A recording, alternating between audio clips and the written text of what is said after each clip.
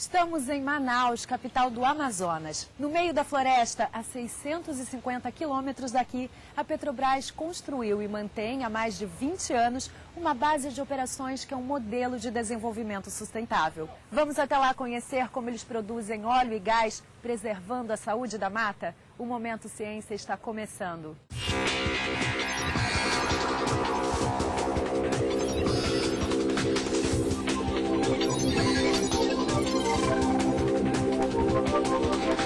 Inaugurada em 1988, a base de operações Geólogo Pedro de Moura, em Urucu, foi construída pela Petrobras com a colaboração de pesquisadores, cientistas e ambientalistas ligados à preservação da Amazônia. Uma infraestrutura que segue normas rigorosas para minimizar o impacto ambiental causado pela exploração e produção de petróleo e gás num dos maiores ecossistemas do planeta. Antes de que fosse iniciado qualquer processo de produção, a Petrobras, junto com um grupo de cientistas, foi na busca de uma solução em que nós tivéssemos o menor impacto ambiental na implantação de um polo de produção. E isso foi seguido. Uma que eu destaco sempre é a orientação de que não deveria haver acessos ou estradas ligando Urucu às demais comunidades. Todo o acesso a Urucu, transporte de pessoas, é feito por aviões ou balsas, no caso de materiais e dos equipamentos, mas nós não temos transporte entre cidades e o polo de produção. Estamos no famoso encontro das águas dos rios Negro e Solimões, em Manaus, onde está localizado o porto da Petrobras. É daqui que sai tudo o que é necessário para abastecer Urucu.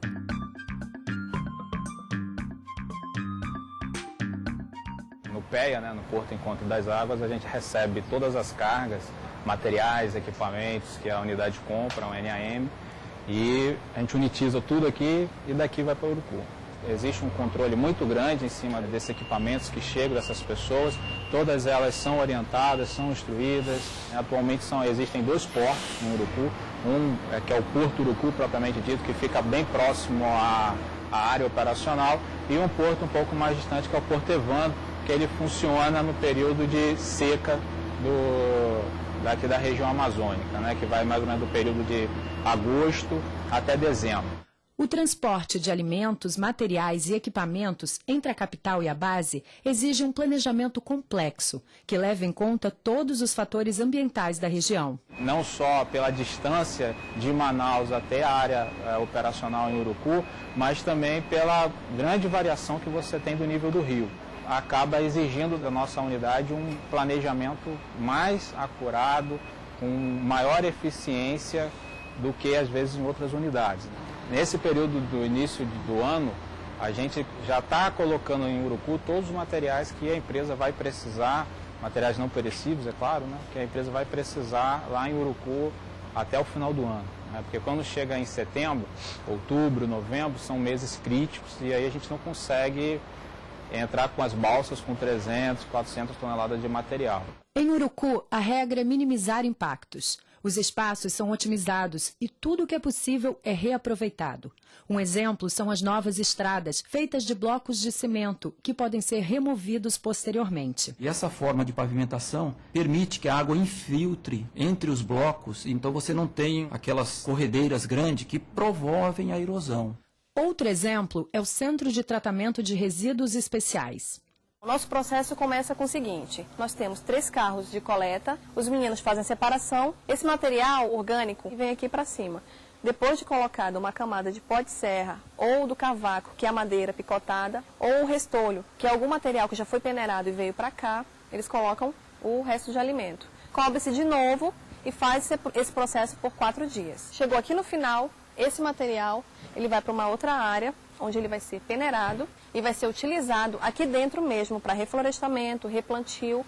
Os resíduos recicláveis, como papelão, metal, alumínio e plástico, são separados aqui, enfardados e seguem numa viagem que dura 7 dias de balsa até Manaus. Lá, eles são destinados às empresas licenciadas pelo IPAAM, o Instituto de Proteção Ambiental do Amazonas.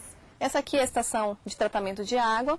Eu vou chamar o operador da estação de tratamento, que é o Alexandre, para explicar um pouco o processo para a gente. Bom, pessoal, essa é nosso sistema de tratamento de esgoto doméstico, né? Nossa ETED, onde nós recebemos por dia uma base de 240 mil litros. Essa é a nossa bomba de transferência do tanque pulmão. Daqui é feita a transferência para os decantadores da estação e passa por um último processo, que é o sistema de ultravioleta, onde a radiação vai queimar as bactérias, os micro-organismos que ainda passam por final. E em todos os refeitórios do Complexo de Urucu, uma campanha incentiva os trabalhadores a evitar o desperdício de alimentos. Nós sempre fazemos campanhas, palestras, chamamos de DDS, que são os Diálogos Diários de Segurança, explicando para as pessoas tanto a parte de desperdício de alimento, quanto a parte de coleta seletiva. A empresa disponibiliza de toda a condição para o trabalhador ter uma qualidade de vida aqui dentro. Ele tem toda uma estrutura de lazer, ele pode jogar futebol, tênis de mesa, fazer ginástica. Essas pessoas não passam mais que 14 dias aqui. A Petrobras tem um compromisso de trazê-las e retornar com elas para Manaus, para Carauari ou para Coari, de avião. Os poços de petróleo em Urucu são horizontais, para evitar a abertura de muitas clareiras. Claro que ao furar um poço horizontal, o custo é mais elevado que um poço vertical, mas esse ganho ambiental, ele não tem mensuração. Mesmo quando uma clareira precisa ser aberta para dar lugar a uma instalação, o cuidado com a preservação ambiental continua. Antes do início de qualquer obra, uma equipe faz o levantamento de todas as espécies existentes na área, para que mais tarde seja feito o reflorestamento. Aproximadamente desde a década de 90 já é feito o reflorestamento das áreas que não estão sendo mais exploradas. Vai o engenheiro florestal junto com o mateiro e o coletor, para que o mateiro identifique as espécies no local e o coletor já faça a coleta tanto de semente quanto orquídeas e bromélias. Onde acha, vamos dizer, com a ave dessa aqui, né?